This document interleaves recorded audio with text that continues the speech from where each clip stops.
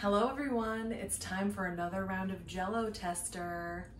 If you're wondering what this is, it's my ironing board, which I covered in garbage bags so that I wouldn't get anything on my ironing board cover. The thing that I was using was a rolling counter surface from the kitchen, and honestly it was just like really annoying to roll into my office.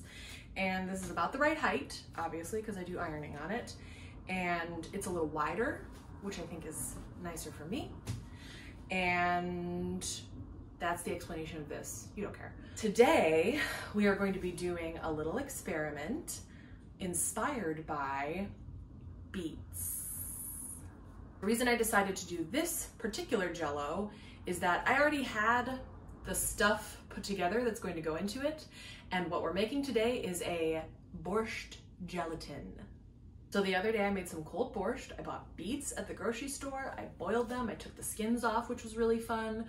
I mixed in some Greek yogurt, so it's a little creamy. It's nice and cool. And I was like, this color is so pretty. What if I made it into a Jello mold? Unfortunately, you don't get to see me making the borscht because I did that already, but you do get to see me making the borscht into gelatin and then trying it. I liked this borscht recipe. I'll talk a little bit about it while we're mixing things together. So I'm starting from a place of, I'm cautiously optimistic because, I don't know, a cold borscht is nice on a hot summer day, and this one's gonna be extra cold and it's gonna be solid. All right, we already have a minor issue here with this hot borscht because I had mixed the Greek yogurt into it entirely. We weren't like adding it when we were serving it. And as you can see here, the yogurt has sort of like broken and curdled a little bit.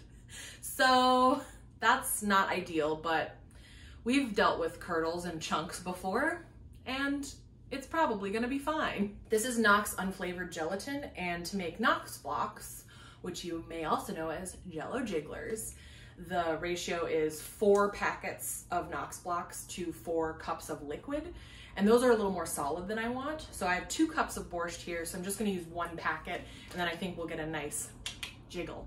Now, a lot of times when I make Jello, I will either dissolve it in the hot and add the cold, or sometimes you can bloom the gelatin by adding it to a little bowl of warm or cool water, not too cold, not too hot, and then add it to whatever you're making. But I don't know, I just heated up all the borscht and tossed it in, and we're gonna see what happens. The other part of this recipe is that when I made the borscht, I cut up some of the beets and put them in chunks, because I like a little beet chunk.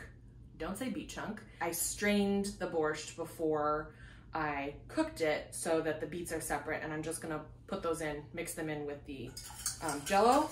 I don't know what the relative density of a beet is, so whether they will sink or float is going to be part of this experiment. So here go the beet chunks. Isn't this a pretty color? I love this color.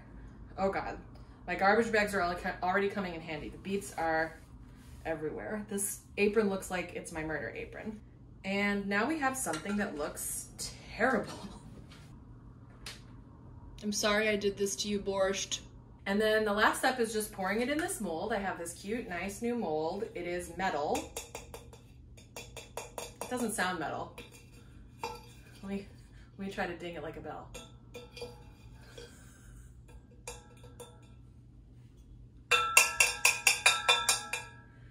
It's metal, so it'll be easy to soak it in some warm water to get the Jello mold to pop out nicely. So I'm excited to try this. I haven't tried one of these before. Oh God, oh God. Beets, beets. Oh, look at that. That's perfect. It fits so perfectly. Oh God, it's a little hot. It's not too hot. There it is. Okay, and I'm just gonna stick it in the fridge, and then later we'll try it. We're back, and we have a borscht Jello. Smells like beets. It looks like it's gonna be a really pretty color. I have my mold. I have a bowl of warm water to try to loosen it up, and I have a plate that I'm gonna try to invert it on. So let me just dunk it in this for a little bit. and see what happens.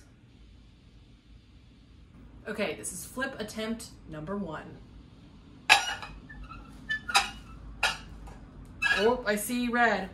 Red is coming out from the bottom.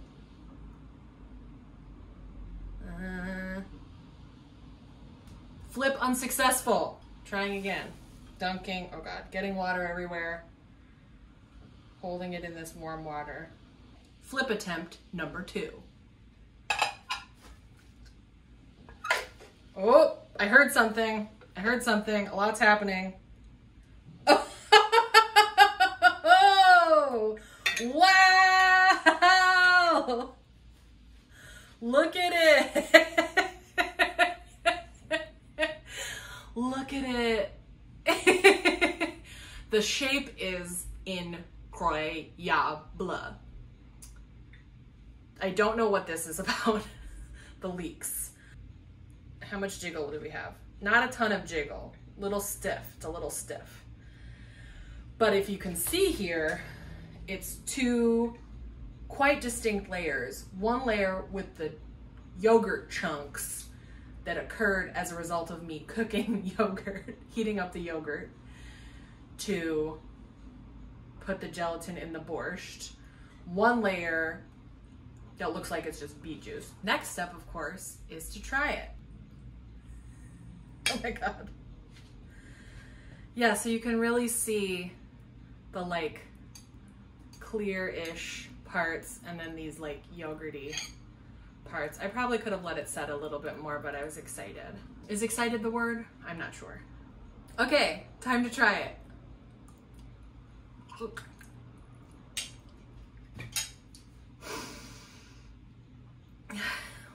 It's so bad.